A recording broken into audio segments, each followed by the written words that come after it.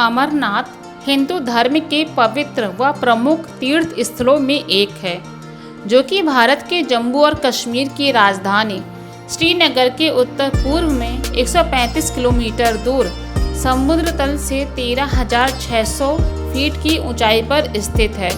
बड़ी संख्या में श्रद्धालु हर साल यहां बाबा बर्फानी के दर्शन के लिए पहुंचते हैं। लोग अमरनाथ को स्वर्ग प्राप्ति का मार्ग कहते हैं, तो कुछ मोक्ष प्राप्ति का स्थान। लेकिन यह सत्य है कि यहाँ जो भी भक्त पहुँचता है वह भगवान शिव के स्वयंभू शिवलिंग के दर्शन मात्र से धन्य हो जाता है। हालांकि यहाँ पहुँचना आसान नहीं होता। अमरनाथ पहुँचने के बाद भी अमरनाथ के पवित्र गुफा तक पहुँचने के लिए बहुत लंबी यात्रा और चढ़ाई चढ़नी होती है। क्या है अमरनाथ यात्रा का इतिहास?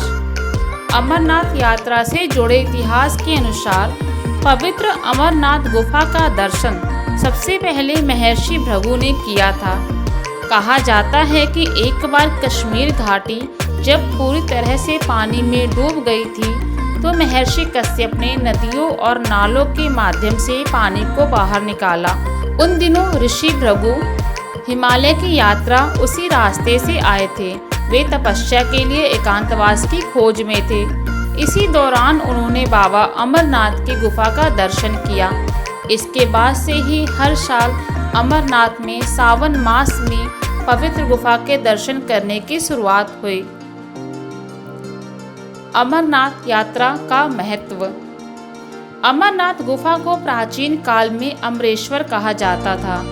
यहाँ बर्फ से शिवलिंग बनने के कारण लोग इसे बाबा बर्फानी भी कहते हैं। अमरनाथ गुफा में स्थित पार्वती जी का शक्तिपीठ है, जो कि 51 शक्तिपीठों में से एक है। कहा जाता है कि यहाँ देवी भगवती का कंठ गिरा था।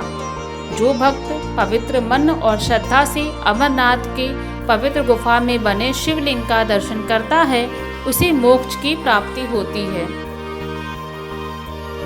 पुराणों में भी कहा गया है कि काशी में लिंग दर्शन और पूजन से 10 गुना, प्रयाग से 100 गुना और नैमिषारण्य तीर्थ से 1000 गुना अधिक पुण्य बाबा अमरनाथ के दर्शन करने से मिलता है। शिवलिंग के बगल में ही 2 अन्य छोटे बर्फ के शिवलिंग बनते हैं, जिसे भक्त माता पार्वती और भगवान गणेश का प्रतीक मानते हैं।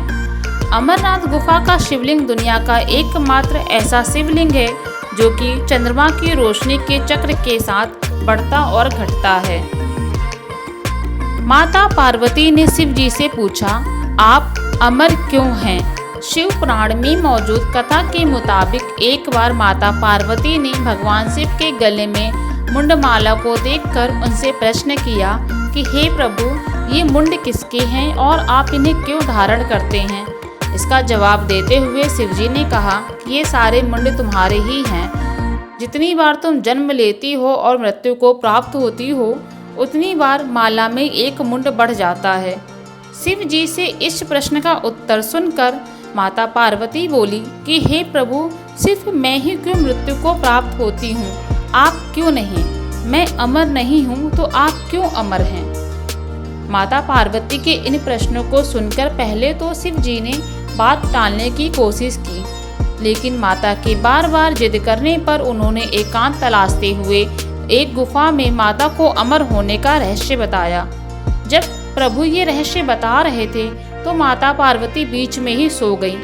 जब कथा समाप्त हुई और भगवान शिव का ध्यान माता पार्वती पर गया, तो उन्होंने माता पार्वती को सोता हुआ पाया और देखा कि वहाँ सफ़ेद कबूतर का जोड़ा है जिसने इस कथा को सुन लिया है। पहले तो शिव जी को बहुत क्रोध आया, लेकिन तभी दोनों कबूतर महादेव के पास आकर बोले कि अगर आप हमें क्रोध की अग्नि में भस्म कर देंगे तो आपकी ये कथा झूठी हो जाएगी। दोनों कबूतरों की बात सुनने के बाद शिव जी का क्रोध शांत हुआ और उन्होंने दोनों कबूतरों को ये वरदान दिया कि आज से तुम दोनों इस स्थान पर शिव और पार्वती के रूप में रहोगे। जिस व्यक्ति को तुम्हारे दर्शन हो जाएंगे उसका जीवन सफल हो जाएगा। इन कबूतरों के दर्शन को साक्षात शिव और पार्वती के समान माना जाता है।